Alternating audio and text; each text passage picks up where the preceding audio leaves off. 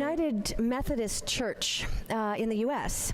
recently put out the survey results of a question. And the question that they asked was, what do you look for in a sermon? And the number one answer was, I want sermons that I can use in my daily life. And maybe it's because our own beloved United Church has Methodist roots that I think and suspect that our own Canadian church would have similar survey responses. I want sermons that I can use in my daily life. Born out of the social gospel movement, many of our United Church congregants would say that we are called to be justice-seeking, compassionate, hands-on followers of Christ, people of action, maybe more than contemplation. And our national website actually reflects this with headings like Get Involved, Act Now, Justice Initiatives. The UCC e-blasts that we get tell us how to choose peace in Palestine and Israel, sponsor a refugee, work for reconciliation and indigenous justice, fight racism, care for the earth, and eradicate poverty. All in one email. And Bishop Willimon has an image of Christians coming to church on Sunday with their notebooks and their pencils at the ready to receive their next assignment. Okay, church, for this week, I want you to work on your racism and sexism, and then come back next week, and I'll give you your next assignment. And as an aside, Willimon notes, no wonder many leave church more tired than when they got there. But all of this love of busyness in our own lives makes it hard on Good Shepherd Sunday for the preacher. Sure, I mean, as prescriptive sermons go, the passage that Jenny read, 1 John 3, gives us our assignment, if that's what you're looking for.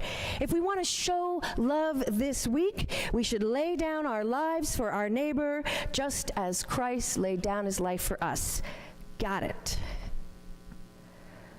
But what do we do about John 10 and the 23rd Psalm? Nothing. Really, nothing. Because God, not us, is the primary actor in both of those texts. The Lord is my shepherd. God makes us. God leads us. God restores us. God walks with us. God comforts us. God feeds us. God anoints us. God's mercy follows us all the days of our lives. God, God, God. What about us? And in John 10, Jesus says, I am the good shepherd. I lay down my life for the sheep. I bring them into the fold with my voice. So what are we supposed to do? Nothing. We're the sheep in this analogy. Social animals that need a shepherd to tend to us and lead us away from overconsumption and danger. And I can tell you right now that my pencil and notebook fingers get twitchy at the thought. What? No homework this week? No weekly tune-up? Why did I bother? Why did I bother coming to church? And who does this God think they are anyway? Show off? Doing all the heavy lifting and leaving us nothing to do this week? When I worked as a chaplain in the hospital, I would carry around a pocket Bible with a couple of sticky tabs marking the passages that patients and families would most often request of me. The Lord is my shepherd was at the top of the list. And while some of us might think that the 23rd Psalm is getting a little tattered and worn from overuse, the terrified, the lonely, and the dying, they know deep in their bones about the power of the Good Shepherd, who makes us lie down when we are too scared to think straight, who leads us to still waters when the chaos in our lives threatens to consume us, who feeds us with love's truth in the presence of all that would harm us, who refreshes our weary souls.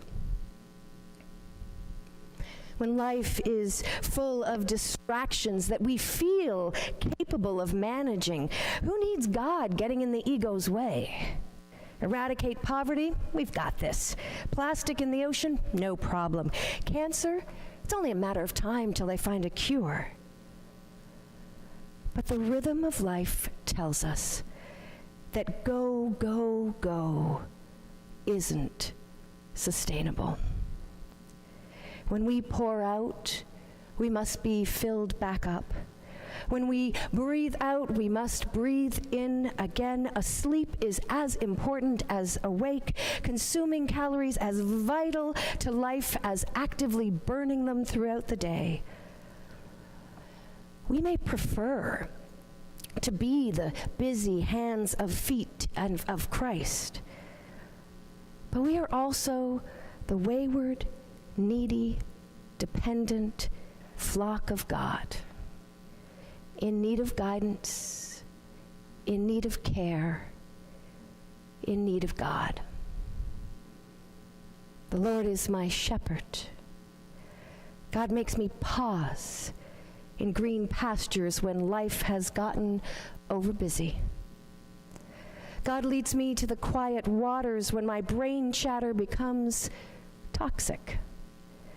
God sets a table of true nourishment before me when I am surrounded by things that do not have my interest at heart. God refreshes my anxious soul. God walks with me in the valleys of darkest evil. I am not alone. God anoints me and tells me that I am beloved. God chases me around with love and mercy until I can finally see my place in God's heart, home, and world. I want for nothing because God is my shepherd, the good shepherd.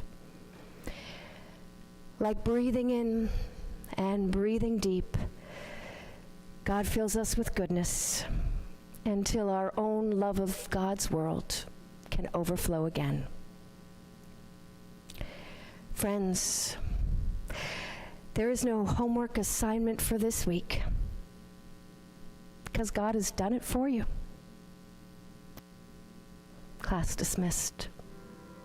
Amen.